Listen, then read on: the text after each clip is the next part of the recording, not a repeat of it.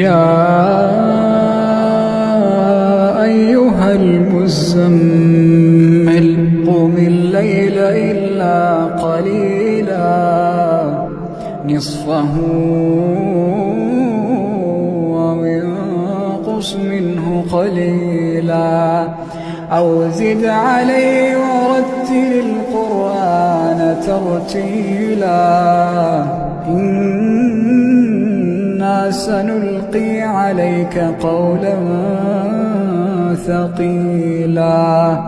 إن ناشئة الليل هي أشد وطئا وأقوم قيلا إن لك في النهار سبحا طويلا واذكر اسم ربك وتبتل إليه تبتيلا رب المشرق والمغرب لا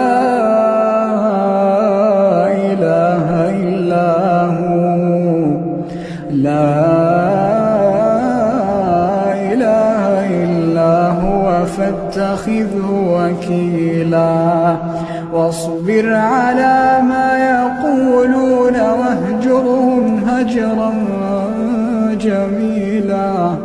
وذرني والمكذبين أولي النعمة ومهلهم قليلا وذرني والمكذبين أولي النعمة ومهلهم قليلا إن لدينا أنكالا وجحيما وطعاما ذا غصة وعذابا أليما يوم ترجف الأرض والجبال وكانت الجبال كثيبا مهيلا إنا أرسلنا إليكم رسولا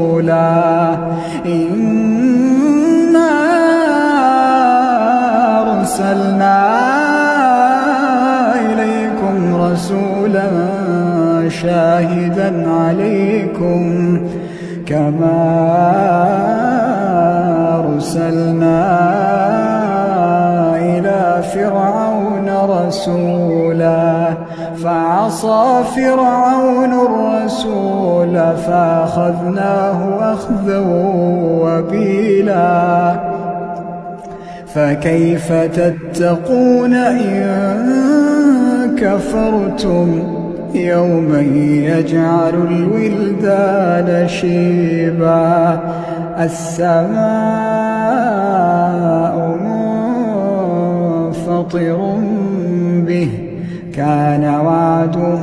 مفعولا إن هذه تذكرة فمن شاء اتخذ إلى ربه سبيلا إن ربك يعلم أنك تقوم أدنى من ثلثي الليل ونصفه وثلثه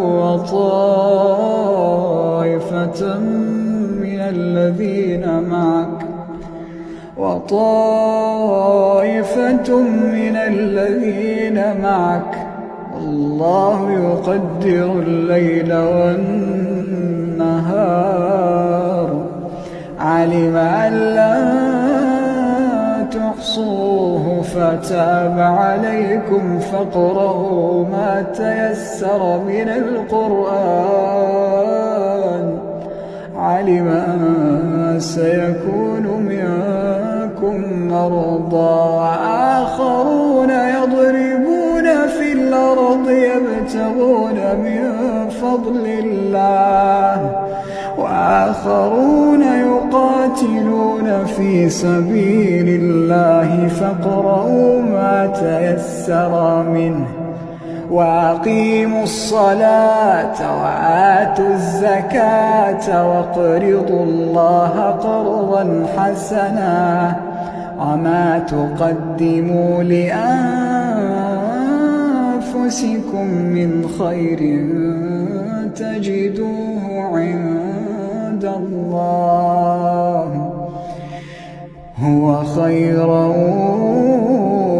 وأعظم أجرا واستغفروا